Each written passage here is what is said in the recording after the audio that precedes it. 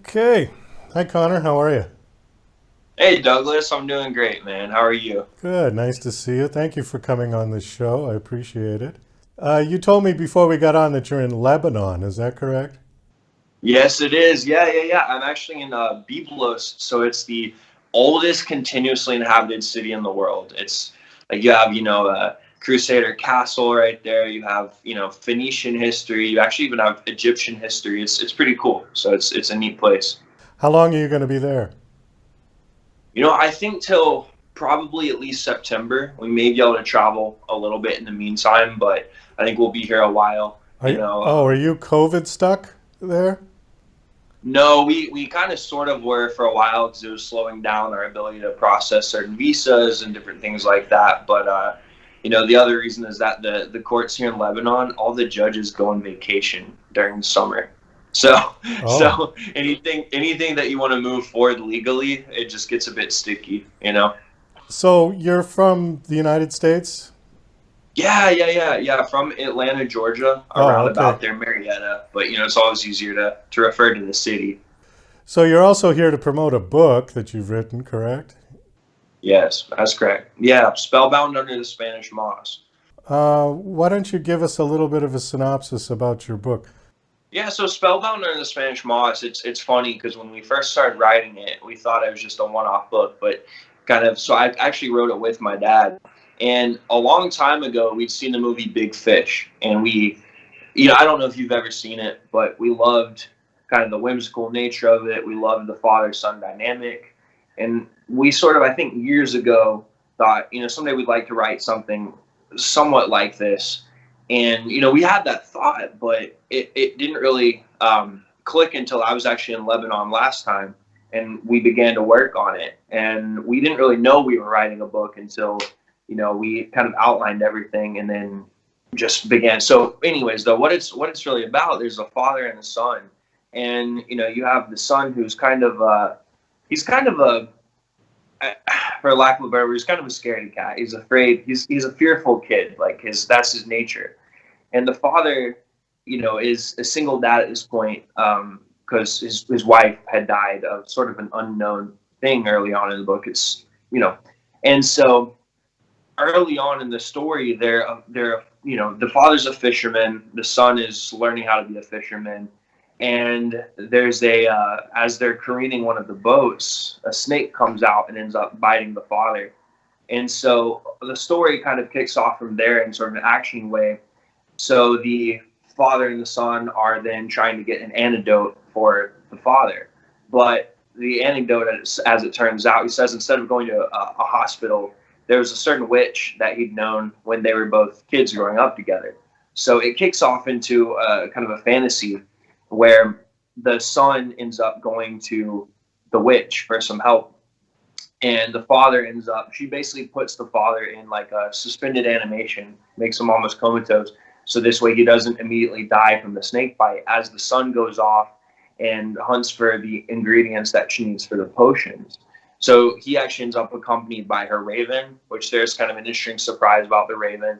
And also ends up running into all sort of interesting characters along the way, like Wally, who's really he's a banjo playing gentleman who he's been playing for 50 years and still doesn't know how to play a song, but he's in the quest to play his perfect song. And he just tells all kinds of crazy stories as they go along.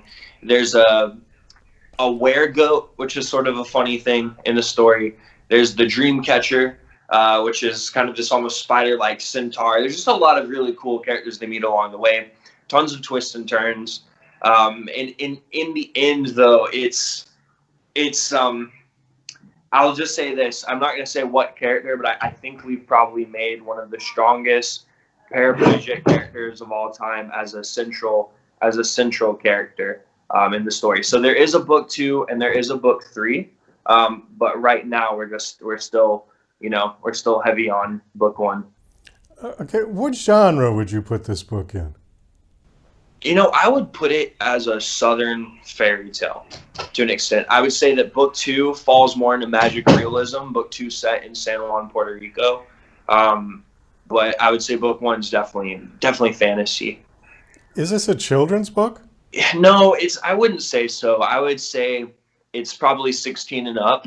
We found that adults love it just as much as kids. Of course, with these things, of course, you always have to say, okay, this is sort of our age group we're going after. But we found that actually a lot of adult women especially love the story because the way that it's written, it's it's it's sophisticated. That doesn't mean that it's not digestible, of course, but it's sophisticated and is fairly lyrical. So, and there's a lot of sort of more moral lessons in it without necessarily being heavy-handed. It's not force-fed to the reader. So that's something I feel particularly proud about. Okay. And it deals a lot with grief, honestly. I think that a lot of children, I think they should be, being taught how to deal with grief because, you don't get to decide, for instance, when you lose a grandparent or when you lose a parent in real life. So I think grief is a very important lesson there. So is the idea, like a lot of writing. What they'll do is that the characters are either they're good or they're bad. A lot of times writers don't necessarily have characters that really have those shades of gray, and in real life that's what people are, right? I'm sure that you've done a lot of great things and you've done some bad things. I know myself, I've done some really great things and some bad things, and that's how it is. But I think a lot of times we go for these characters that fall on one end of the spectrum or the other without a lot of in between. I think that's something that we've done with our characters is that they all fall on a different part of the spectrum. If this book was to be turned into a film, could Yeah. you name two films that you would want to sort of model this after? Yeah, definitely. Big Fish and Pan's Labyrinth would be the two that I think of for Okay. sure. Neither one I've seen, so I can't comment.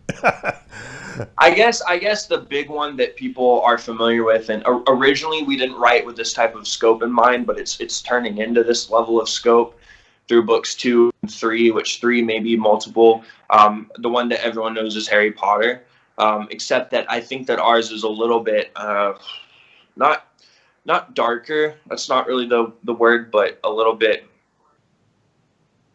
more real world driven.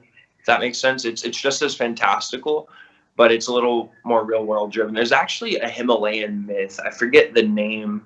It's like a Swartha or something, right? It's the idea of a world within a world. We're sort of heading in that direction with book 3.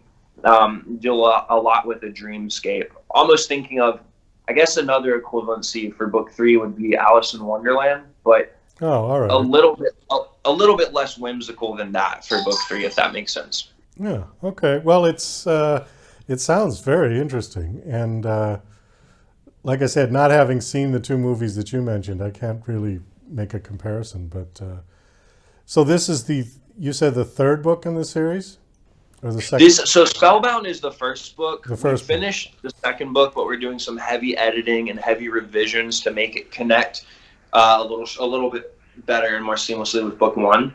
And then book 3 is sort of set in partially in New Orleans, but mostly in a place called the Underlands. And so in book 3, that's really where I'm kind of honestly getting to do what I'd wanted to do since I was 16, which was to um, really write a true fantasy book with the type of scope and the type of creativity that a Lord of the Rings has or a Harry Potter has.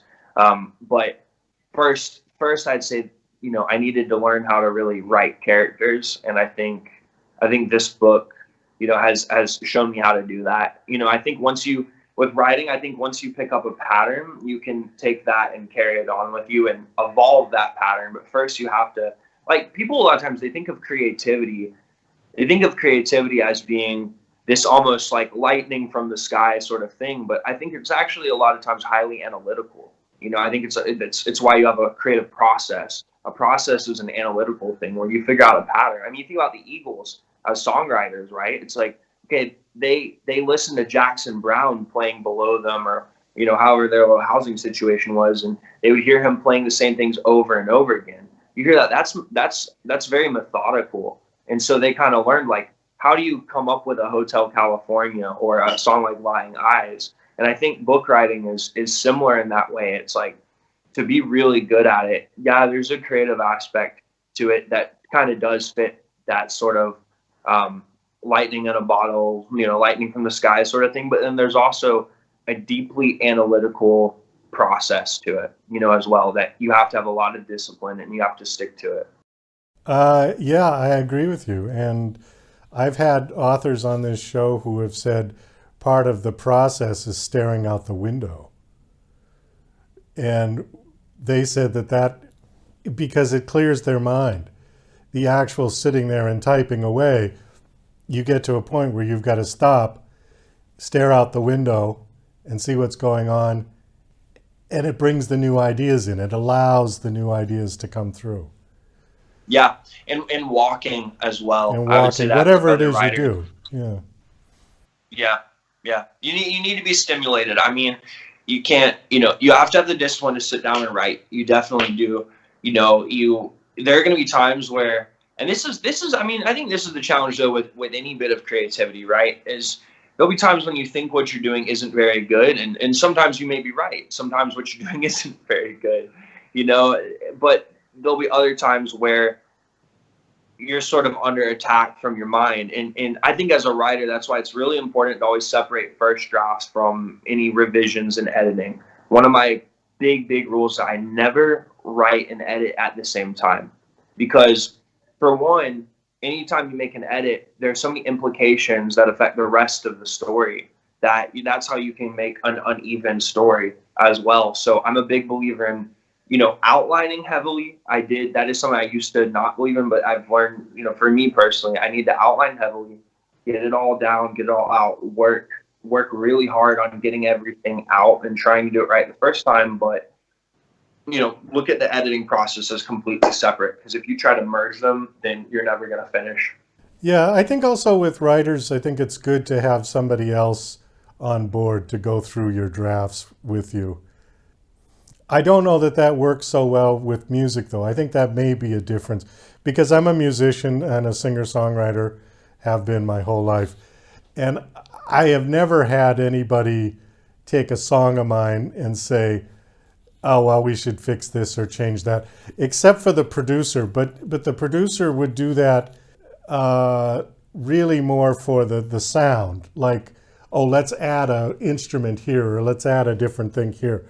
But they never actually messed with the structure of the song. Interesting. So then I'm also doing probably not so much the lyrical content either for you, or what? No, they never. The worst thing, and I say worse in a nice way, but I've had a producer say, "Why don't we switch these verses around? Use this one first and this one second." Where I had it the other way. And he said, yeah, okay, we can do that. But to actually dissect the words and say, change this word to this word or whatever, no, they've never done that. And thank God. Yeah, thank God. I don't think I'd have been happy about it, But I think it's different. The whole point of this is that I think it's different with writing a novel. I think sometimes that needs to happen. Yeah. I think it does too, because you can just get glued to things. I think it's good to have disruption as well, and to also not be prideful, to not be prideful, because I really feel, it's like you really can't grow if you think that you're the hottest shit around. It's not going to work. Well, exactly. People talk about the term the top of your game, and I think the smart person realizes that they're never at the top of their game. Never. There's always room to get better and better. Be one of the best writers ever. I really do. But it's a subjective thing anyways, and I also know that to get there doesn't always mean necessarily doing everything on your own, which it first seemed a bit counterintuitive to me, right? It's like, if you want to be the best, well, then you have to do everything. And sometimes it's not really like that. Sometimes it's good to get out of your own way, and it's good to have other people look at things and, to have their own ideas and pick and choose what you like as well, but especially with writing, you can get so caught up in your own rhythms and your own cadences, your own patterns, that you become married to them, and that's when you stagnate. And that's one thing I never want to do, is I never want to stagnate ever. Well, that's great. Connor, we do have to wrap this up. Unfortunately, we are out of time. Do you have a website that you want to give out? Yeah, I do. Yeah, I have a couple. So I have my personal website, would just be ConnorJudsonGarrett.com. A lot of doubles in there. So CONNOR JUDSONGARRETT.com. The other one would be my publishing company, which is LucidHousePublishing.com. We're a bespoke, kind of small publisher. And, we're not there yet, but what we're looking to do is we're looking to eventually really get in and find a way to make an impact on the entertainment industry with cool fantasy properties, memoir, cool stuff like that. So that's lucidhousepublishing.com. Maybe not. I think people know how to spell lucid and house and publishing, so maybe I shouldn't spell that one out. No, go ahead. Spell it out. Okay, so it's LucidHousePublishing.com. Okay, great. Some people don't spell so good, so it helps. And Yeah, I didn't want to insult anybody either, though, by spelling that out. I didn't know if that'd be bad. So no, we like it when people spell it out because we're going to superimpose it right underneath you, so awesome. people will see Awesome. it. All right. Well, thanks so much for coming on. It was nice meeting you. Nice talking to you. Thank you. It was a pleasure to meet you, and I'd love to talk songwriting at another point because I'm not good at it, but I enjoy it, and I do write songs on the side, and it's fun, So Yeah. Okay. I'd love to talk that with you.